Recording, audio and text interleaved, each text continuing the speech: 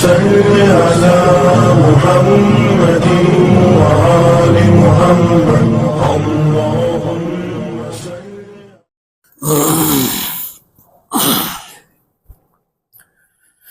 السلام علیکم ورحمۃ اللہ وبرکاتہ. آواز آ رہی میری؟ نہیں آئی؟ آئیے ابھی دھیرے دھیرے آئیے نا تو اچھا لگے گا انشاءاللہ. السلام علیکم ورحمۃ اللہ وبرکاتہ.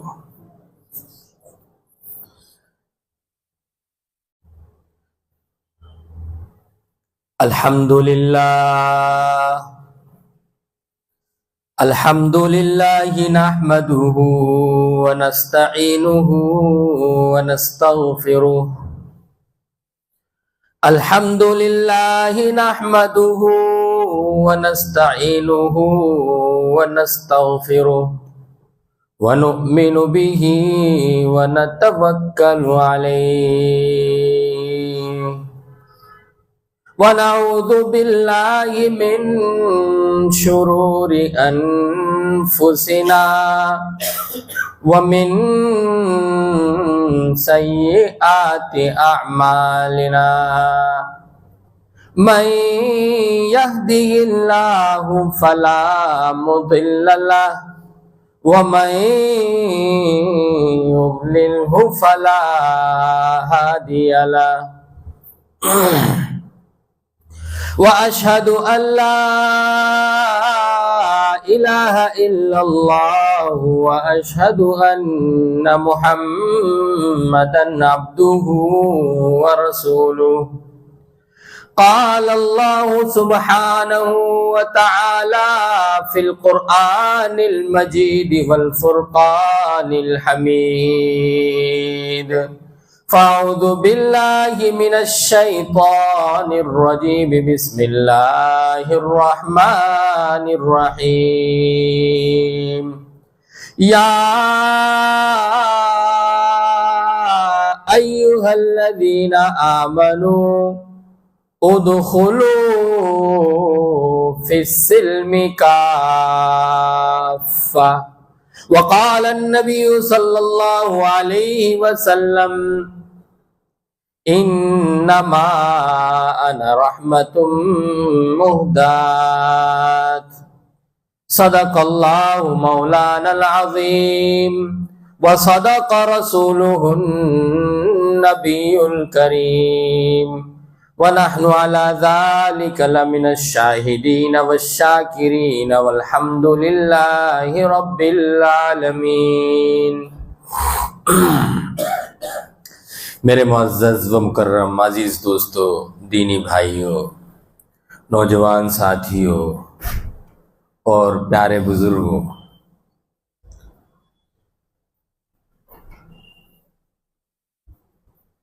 اللہ تعالیٰ کا بڑا فضل اور اس مالک کائنات کا بڑا احسان ہے کہ اللہ تبارک و تعالیٰ نے ہم کو انسان بنایا،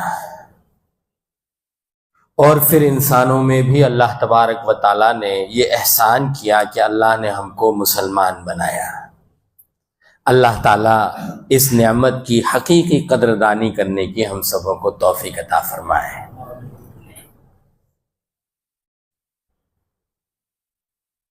آگے جو میں بات آپ کے سامنے کرنے جا رہا ہوں، بات اللہ کی ہوگی، رسول اللہ صلی اللہ علیہ وسلم کی ہوگی، زبان صرف میری ہوگی.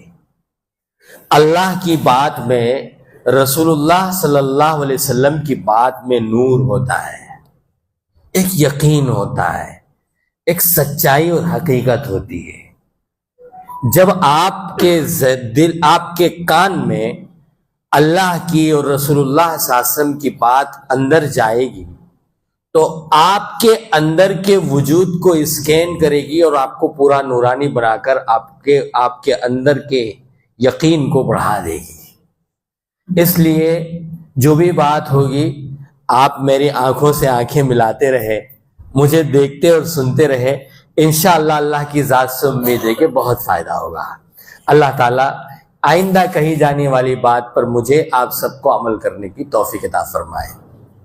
ہم اپنی بات کو اب شروع کرتے ہیں۔ میرے عزیزو، یہ جو وقت ابھی آنے والا ہے جس کو ہم قربانی کے ایام کہتے ہیں، یہ عمل حضرت ابراہیم علیہ السلام اور حضرت اسماعیل علیہ السلام کی یادگار ہے۔ انہوں نے یہ انجام دیا تھا۔ اس وقت جو دنیا کا ماحول ہے، پوری دنیا میں شرک، بت پرستی، الحاد، دہریت، خدا کا انکار، اللہ سے لڑائی لینے اور اللہ کی نافرمانی کرنے اور گناہ اور ظلم اور بربریت کا دور ہے۔ اس وقت پوری دنیا میں آپ دیکھ لیجیے، یہ جو یوٹیوب ہے، یہ جو پلیٹ فارم ہے جی، یہ پلیٹ فارم کئی نوجوانوں کے ایمان کے سلب کرنے اور ختم ہونے کا ذریعہ بن رہے ہیں۔ اللہ ہم سب کی حفاظت فرمائے۔ بہت اہم مسئلہ ہے۔ ایمان بہت بڑی دولت ہے۔ دنیا کے اندر ہر انسان یہ سمجھتا ہے کہ مال دولت ہے۔ صحیح ہے؟ غلط بول رہا ہوں؟ ہر انسان یہ سمجھتا ہے کہ مال دولت ہے، روپیہ پیسہ یہ دولت ہے۔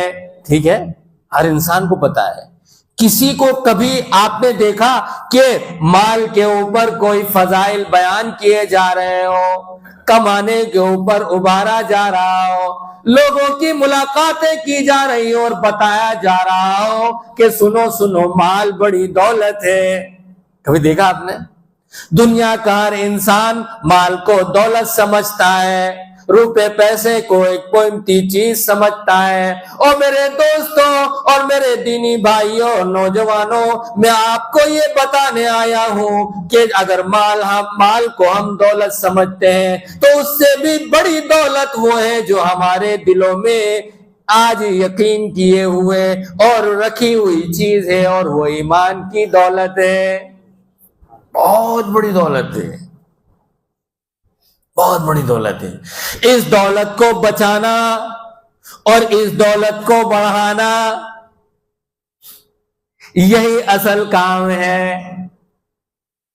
مال کی دولت کو جو ہم سمجھتے ہیں، اسی طرح سے ہم کو چاہیے کہ اس سے زیادہ اہمیت کے ساتھ ایمان کی دولت کو سمجھیں۔ ایمان ایک قیمتی دولت ہے، اس کو بچانا اور اس کو بڑھانا یہ ہماری ذمہ داری ہے۔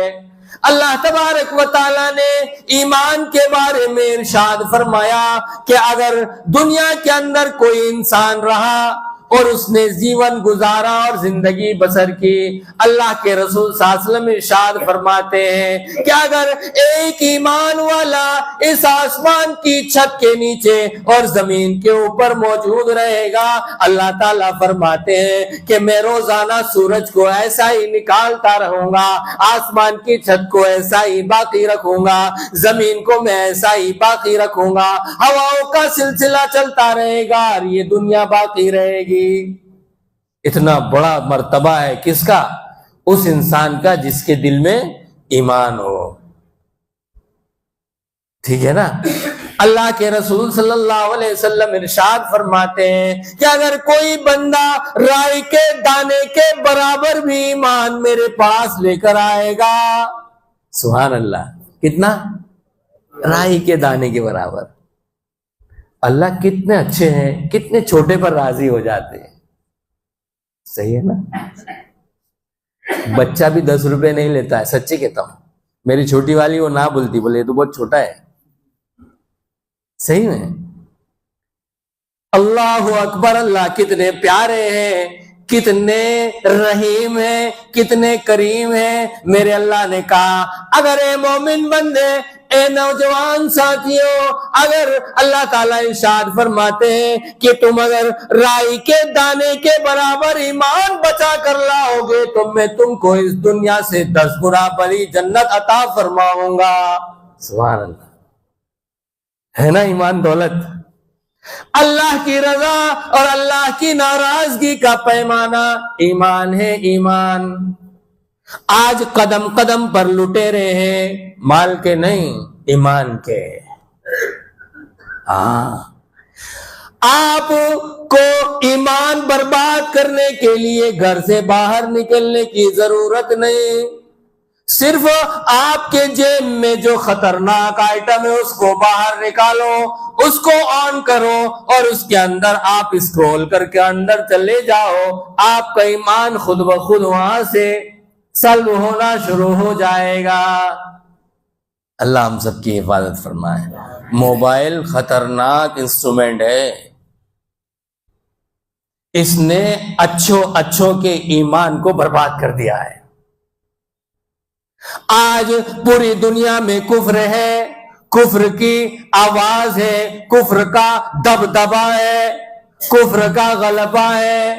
کافر، مشرک، اللہ کا منکر دنیا میں اللہ کی زمین پر دندناتا پھر رہا ہے، اور ہمارے ایمان کی کمزوری اتنی ہے کہ ہمارے جو بڑے بڑے سربراہ ہیں، حکومت کے جو اقتدار پر بیٹھے ہوئے ہیں، وہ ان مشرکوں کو اور ان کافروں کو اور نافرمانوں کے سامنے اپنے دولت کے دہانے کھول دیتے ہیں،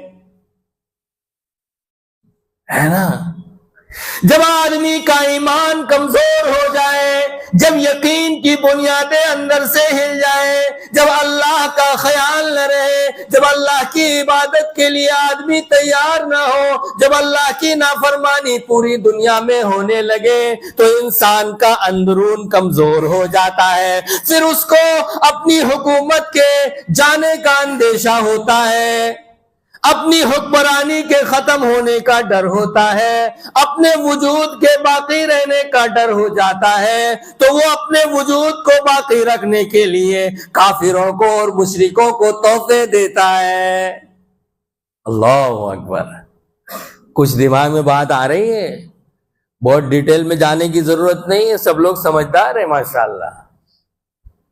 تو میرے عزیزو، یقین اور ایمان یہ بہت بڑی دولت ہے،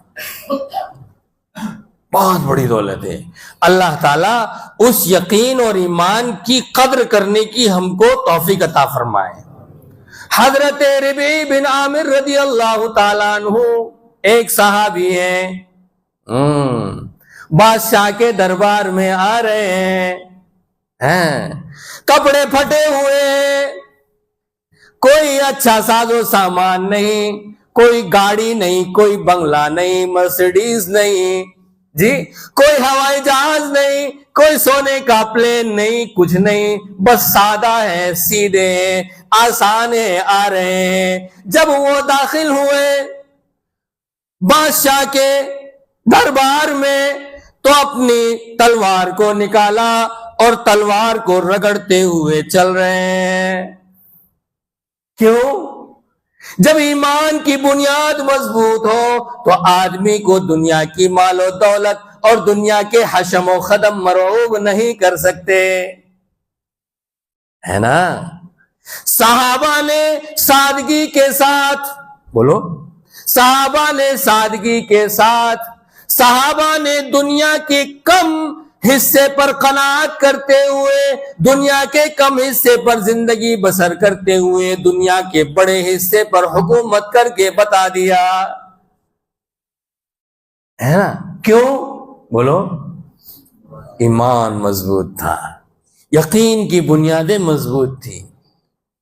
اب سوال آپ کو ہونا چاہیے کہ ایمان مضبوط کیسے کیا جائے، یقین کی بنیاد کو مضبوط کیسے کیا جائے؟ اللہ تبارک و تعالیٰ نے اس کے لیے ہمیں مختلف پروگرام دیے ہیں، مختلف کام دیے ہیں، مختلف پریکٹیکل چیزیں دی ہیں، ان کو ہم کرتے جائیں گے، ایمان مضبوط ہوتا جائے گا۔ سب سے پہلی چیز 5 وقت کی نماز ہے۔ ہاں، ایمان یہی سے مضبوط ہوگا۔ اللہ کے پیارے حبیب بولو صلی اللہ، غور سے سننا، بہت اہم حدیث سنانے جا رہا ہوں۔ یہ حدیث میرے سے لے کر آپ میں سے ہر ایک کے دل کے اندر اترنا چاہیے. وہیں سے حدیث میں بول رہا ہوں, دل سے بول رہا ہوں, دل تک جانا چاہیے. پیارے آقا جناب محمد الرسول اللہ صلی اللہ علیہ وسلم ارشاد فرماتے ہیں, من صلی الصبح فہو فی ذمۃ اللہ. اللہ کے پیارے حبیب صلی اللہ علیہ وسلم ارشاد فرماتے ہیں, جو شخص صبح کی فجر کی نماز پڑھ لیتا ہے وہ انسان اللہ کے حفظ و امان میں آ جاتا ہے. سبحان اللہ. اب ہم میں سے ہر ایک کو دیکھنا چاہیے کہ میں فجر کے لیے کتنا پابند ہوں, کتنا اہتمام کرتا ہوں, اپنے آپ کو کیسے محفوظ کرتا ہوں. ادھر دیکھیے, ادھر دیکھیے, ہے نا. فجر جس نے پڑھ لی اس نے اپنے آپ کو اللہ کے امن و امان میں دے دیا. حضور پاک صلی اللہ علیہ وسلم ارشاد فرماتے ہیں, اگر کوئی شخص اس فجر پڑھنے والے ساتھی کو ستاتا ہے, اس کو تکلیف دیتا ہے, تو اس کو چاہیے کہ وہ اللہ کے ذمے میں ایک انسان جو پہنچ گیا ہے اس کو تکلیف دے رہا ہے. اللہ اکبر. اللہ کے رسول صلی اللہ علیہ وسلم ارشاد فرماتے ہیں, جس کسی نے 5 وقت کی نماز کو پڑھ لیا اس کے گناہ ایسے دھلتے ہیں جیسے کہ کسی آدمی کے راستے میں جب وہ فیکٹری اور کام سے گھر جا رہا ہو اور راستے میں 5 نہریں پڑتی ہو, وہ ایک کے بعد دوسری نہر میں ڈبکی لگاتا ہو, نہاتا ہو اور گھر پہنچنے تک اس میں 5 دفعہ غسل کرتا ہو. میرے نبی نے صحابہ سے پوچھا, انجنا فارم سے کوئی آدمی نکلے, گھر جائے, دن بھر کام کرے, یہاں سے کپڑے گندے ہو جاتے ہیں نا, دن بھر کام کرے, کپڑے گندے ہو گئے, اب گھر جا رہا ہے مغرب کے بعد, عشاء کے بعد, تو 5 نہریں راستے میں, 5 غسل خانے اپنے زمانے میں کہہ لو راستے میں آ رہی ہو, ہر غسل خانے میں آدمی میں نہائے اور گھر پر پہنچے. آپ سے سوال ہے میرا, کیا اس کے جسم پر کوئی میل کچیل گندگی باقی رہے گی؟ اللہ کے حبیب صلی اللہ علیہ وسلم نے صحابہ سے پوچھا, اگر تم میں سے کوئی شخص اپنے گھر جا رہا اور راستے میں 5 نہریں پڑتی ہو اور ان میں وہ ہر دفعہ غسل کرتا ہو, گھر پہنچتا ہو, هل يبقى من درنه شيء, میرے نبی نے پوچھا, پیارے صحابہ ذرا بتاؤ اس کے جسم پر کوئی میل کچیل رہے گا؟ صحابہ نے ارشاد فرمایا, لا يبقى من درنه شيئا, اس کے جسم پر کوئی بھی میل کچیل نہیں رہے گا.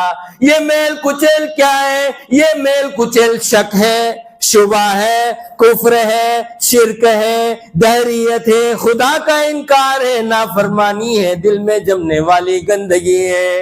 یہی ہے سب کچھ. بتاؤ ایمان مضبوط نہیں ہوگا؟ میں آپ کو آپ کی مثال دیتا ہوں. ہم جب نماز پڑھتے ہیں, غور سے سننا, نماز پڑھتے ہیں نا, ارے بولو نا, ہاں ایسا ذرا, کیونکہ میرے کو ایسا لگتا ہے کہ میں ہی بول رہا ہوں, آپ لوگ سن نہیں رہے ہیں, ہاں ایسا ذرا ساتھ میں رہیے. ہم جب نماز پڑھتے ہیں تو پہلے کیا کرتے ہیں؟ وضو کرتے ہیں. سچ سچ بتانا, جب وضو کرتے تو کیسا لگتا ہے؟ ایک دم سکون لگتا ہے. پتا ہے کیوں؟ لاؤ میں آپ کو بتاتا ہوں. میرے نبی بولو صلی اللہ, آقائے دو جہاں فخر رسول سرور کائنات احمد مجتبی محمد مصطفیٰ صلی اللہ علیہ وسلم ارشاد فرماتے ہیں, جب کوئی مومن بندہ وضو کرنے لگتا ہے, بیٹے غور سے سننا, سن رہے ہو نا, ہاں, جب کوئی مومن بندہ وضو کرنے لگتا ہے وہ ہاتھ دھوتا ہے. میرے نبی ارشاد فرماتے ہیں اس کے ہاتھ نے جو گناہ کیے ہوئے وہ گناہ ہاتھ دھونے کی وجہ سے دھل جاتے ہیں. نماز پڑھی ابھی نماز پڑھی ہی نہیں ہے بھائی, ابھی تو ادھر ہی ہے باہر. حضور فرماتے ہیں جب چہرہ دھوتا ہے تو چہرے میں جتنی چیزیں یعنی آنکھ, ناک, کان, یہ جتنی چیزیں ہیں اور زبان کلی کرے گا, انہوں نے جو کچھ گناہ کیے ہیں وہ گناہ منہ چہرہ دھونے کی وجہ سے دھل جاتے ہیں. سبحان اللہ. ابھی نماز پڑھی ہے؟ نہیں پڑھی ہے. آگے میرے نبی فرماتے ہیں, بہت آسان بتا رہا ہوں ایمان کو مضبوط کرنے کے, بہت لمبی بات نہیں کرنے کا, 2 پوائنٹ بات کرنے کا, تاکہ آپ کر سکے اور ایمان کی بنیاد کو ہم مضبوط کر سکیں۔ ایمان بچانا اس دور کی سب سے بڑی ضرورت ہے، کان کھول کر سن لو۔ ایمان بچانا، ایمان بڑھانا، میری بیوی بچوں کا، میرے ماں باپ کا، میرے خاندان والوں کا، میرے محلے والوں کا میری ذمہ داری ہے۔ اور سے سنو، حضور فرماتے ہیں پھر اس کے بعد کوئی آدمی پاؤں دھوتا ہے تو پاؤں سے چلنے سے جو گناہ ہوئے ہیں اللہ تعالیٰ اس وضو کرنے کی برکت سے پاؤں کے گناہوں کو دھو دیتے ہیں۔ اللہ کے نبی صلی اللہ علیہ وسلم ارشاد فرماتے ہیں جب مومن بندہ وضو کر کے باہر نکلتا ہے حتی یخرج نقیا من الذنوب، اللہ کے رسول صلی اللہ علیہ وسلم ارشاد فرماتے ہیں کہ جب آدمی وضو کر لیتا ہے اگر اس کے ناخن کے نیچے بھی کوئی گناہ چھپا ہوا ہے تو وہ بھی دھل جاتا ہے اور آدمی گناہوں سے بالکل پاک اور صاف ہو جاتا ہے۔ سبحان اللہ۔ اب بولو وضو کریں گے تو سکون ہوگا کہ نہیں ہوگا؟ ارے بولو نا، یہ ہے سکون کی وجہ، یہ ہے سکون کی وجہ۔ اب مسجد میں آ گئے، اب ہم سنت پڑھتے ہیں نا، کیسا لگتا ہے؟ ایک دم فریش لگتا ہے، سکون لگتا ہے جی۔ نماز پڑھتے ہیں ایک دم شانتی ہو جاتی ہے، ایک دم دل بھر جاتا ہے، ایک دم سکون ہوتا ہے۔ جب آدمی نماز پڑھ لیتا ہے نا پھر اس کو اسٹریس، ٹینشن، ڈپریشن یہ وہ کچھ نہیں رہتا ہے۔ ہم لوگوں نے اپنا رابطہ اور کنیکشن اللہ سے کاٹ لیا ہے، اس لیے یہ سب پریشانیاں ہیں۔ میرے عزیزوں، کوئی بہت بڑے بڑے کام نہیں کرنا، چھوٹے چھوٹے کرنا، لیکن روز کرنا ہے۔ کریں گے 5 وقت کی نماز بالکل نہیں چھوڑیں گے۔ سن لیا؟ کہاں رہتے ہو؟ کہاں پر رہتے ہو؟ وہاں سے آئے ہو؟ اچھا ماشاءاللہ، لے کر جانا شہادہ بولنا لوگوں کو جی۔ بات سمجھ میں آئی آپ کو؟ دوسری بات یہ ہے کہ قرآن کی تلاوت کرنے کی، میرے اللہ کا کلام ہے، میرے اللہ کی اس میں بات ہے، میرے اللہ نے اس میں حقائق بیان کیے، میرے اللہ اس میں بولتا ہے، سمجھاتا ہے، سکھاتا ہے، زندگی کے رولز، زندگی کی حقیقتیں، دنیا میں پہلے کیا تھا ان کو بیان کرتا ہے، دنیا میں ابھی کیا ہے ان کو بیان کرتا ہے، اور دنیا جب ختم ہو جائے گی تو اس وقت کیا ہونے والا ہے میرا اللہ اس قرآن میں وہ بھی بیان کرتا ہے۔ یہ ہے قرآن۔ اس قرآن کو پڑھنا بھی عبادت ہے، بولو، اس قرآن کو پڑھنا بھی عبادت ہے، اس قرآن کو پڑھانا بھی عبادت ہے، اس قرآن کو سیکھنا بھی عبادت ہے، اس قرآن کو سکھانا بھی عبادت ہے۔ ایک آدمی کی نماز اس وقت تک مکمل نہیں ہو سکتی جب تک کہ وہ قرآن نہ پڑھ لے وے۔ اس قرآن کو دیکھنا بھی عبادت ہے۔ ہاں، جب کاروبار کے لیے صبح نکلا کرو تو قرآن دیکھ کر نکلا کرو، پڑھنے کا تو ہے ہی، لیکن پڑھ نہ سکتے ہو تو پہلے دیکھنے سے شروع کرو، اس کو اٹھاؤ۔ پہلے تو گھر جانا، آج میں بیان میں کہتا رہتا ہوں، میری عادت ہے، میں جاتا ہوں بیان میں ایک دم کوشش کرتا ہوں کہ پریکٹیکل باتوں پر بات کروں، ہے نا، وہیں سے اصلاح ہوگی، وہیں سے ٹھیک ٹھاک ہوگا۔ آسمان زمین ہوا اس کی بات کریں گے تو اپنے اندر کچھ نہیں آئے گا، اپنی زندگی میں کہاں سے آئے گا، وہاں سے بات کر رہا ہوں۔ گھر جائیں، آج قرآن کو اٹھائیں اور جو گرد و غبار اس پر لگی ہوئی نا اس کو صاف کرے کپڑے سے، اٹھا کے اس کو سب سے پہلے چومیں، ہے نا، صاف کر کے، اور پھر اوپر نہیں نیچے رکھیں۔ اپنے اوپر کیوں رکھتے ہیں پتہ ہے؟ قرآن اوپر اس لیے رکھتے ہیں کہ بچے جو ہے گرا نہ دیوے، ایک بے ادبی سے بچانے کے لیے ہمیشہ کی بے ادبی کرتے ہیں۔ کئی دن، کئی ہفتے اور مہینے ہو جاتے ہیں، اللہ معاف کرے، ہم قرآن کی تلاوت نہیں کرتے۔ اگر قرآن نہیں آتا کوئی حرج نہیں، قرآن کو دیکھنا بھی عبادت ہے۔ کبھی کبھی انگلیاں پھیر کر بھی ایسا کہا کرو کہ میرے اللہ یہ تیرا کلام ہے، تو مجھے توفیق دے، میرے لیے اس کا پڑھنا آسان کر دے۔ اتنا تو کر سکتے ہیں نا، اتنا تو شروع کرو، اللہ آگے بھی راستہ دکھائے گا۔ ٹھیک ہے، قرآن کی تلاوت۔ اس کے بعد ایک چیز اور ہے، اور وہ ہے دعا۔ کیا ہے دوستو؟ دعا۔ دعا ہتھیار ہے. جب سارے انسان کے ہتھ کنڈے، سارے اسباب، ساری کوششیں، ساری محنت جب بند ہو جاوے، دعا وہاں سے اپنا کام اسٹارٹ کرتی ہے. ہاں، جب کسی سے کوئی کام نہیں ہوتا، دعا وہاں کام بناتی ہے. کیوں؟ دعا اللہ سے لینے کا ذریعہ ہے. الدعاء سلاح المؤمن، حدیث میں آتا ہے کہ دعا مومن کا ہتھیار ہے. اس سے بڑے بڑے مسئلے حل ہوتے ہیں. یقین سے مانگو گے ضرور اللہ عطا کریں گے. اللہ دینے والے ہیں. ما من شیء الا عندنا خزائنہ. اللہ تبارک و تعالی ارشاد فرماتے ہیں، اے دنیا کے انسانوں، تم کو کیا چاہیے؟ گھر چاہیے؟ تم کو کیا چاہیے؟ پیسہ چاہیے؟ تم کو کیا چاہیے؟ دولت چاہیے؟ تم کو کیا چاہیے؟ بنگلہ چاہیے؟ تم کو کیا چاہیے؟ گاڑی چاہیے؟ تم کو کیا چاہیے؟ صحت چاہیے؟ تم کو کیا چاہیے؟ زندگی چاہیے؟ تم کو کیا چاہیے؟ اولاد چاہیے؟ تم کو کیا چاہیے؟ بیوی چاہیے؟ تم کو کیا چاہیے؟ سکون چاہیے؟ تم کو دنیا بھر کی کیا چیز چاہیے؟ آؤ آؤ میرے پاس آؤ، مجھ سے مانگو. کیوں؟ اس لیے کہ ما من شیء الا عندنا خزائنہ. اللہ اعلان کر رہے ہیں، کہہ رہے ہیں، بتا رہے ہیں کہ دنیا کی جتنی بھی چیزیں تم کو آنکھوں سے نظر آتی ہیں اور وہ چیزیں جو تم کو نظر نہیں آتی، ان سب چیزوں کے خزانے اللہ فرماتے ہیں میرے پاس ہے. کہاں سے لینے کا؟ اللہ سے لینے کا.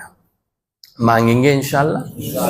اللہ تبارک و تعالی ہم سبھی کو دینی اعمال اور اللہ کے احکام کو اور حضور پاک صلی اللہ علیہ وسلم کی سنتوں کو اپنی زندگی میں اپنانے اور عمل دینے کی توفیق عطا فرمائے. میرے عزیزو، ایمان خود کا بھی بناؤ اور خود کا بھی بچاؤ. ایمان اپنا بھی بناؤ، اپنے بیوی بچوں کا، اولاد کا بناؤ اور بچاؤ.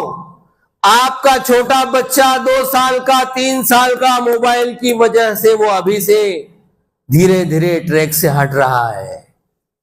نوجوانوں کے ہاتھ میں موبائل آزاد ہو گیا ہے. وہ کہاں کہاں جاتا ہے، کیا کیا دیکھتا ہے، کون کون سی ویب سائٹ پر گھومتا ہے، کچھ نہیں کہہ سکتے ہیں.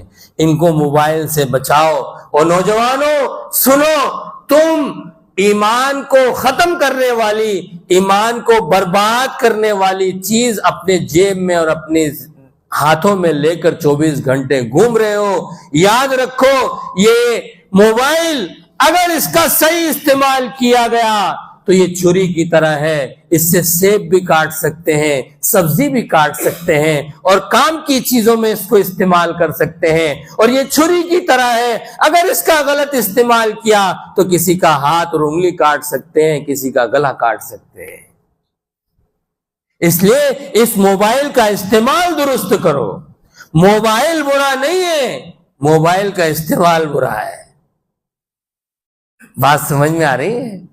موبائل یہاں بھی دیکھو، لیکن یہاں کام کر رہا ہے، وہ یہاں اپنا کام کر رہا ہے. وہ تو موبائل برا نہیں ہے، ٹکٹ بھی بنتا ہے، پیسے بھی بھیجتے ہیں، بات بھی ہوتی ہے، امی سے بھی بات ہوتی ہے، ابا سے بھی ہوتی ہے، بیوی سے بھی بات ہوتی ہے، بچوں سے بھی بات ہوتی ہے، کاروبار بھی اس کے اوپر ہوتا ہے. ٹھیک ہے، لیکن یہ چھری وہ ہے جو سبزی کاٹ رہی ہے، پھل کاٹ رہی ہے. تو ٹھیک ہے کرو، لیکن کسی کے اوپر حملہ کرو درست نہیں ہے.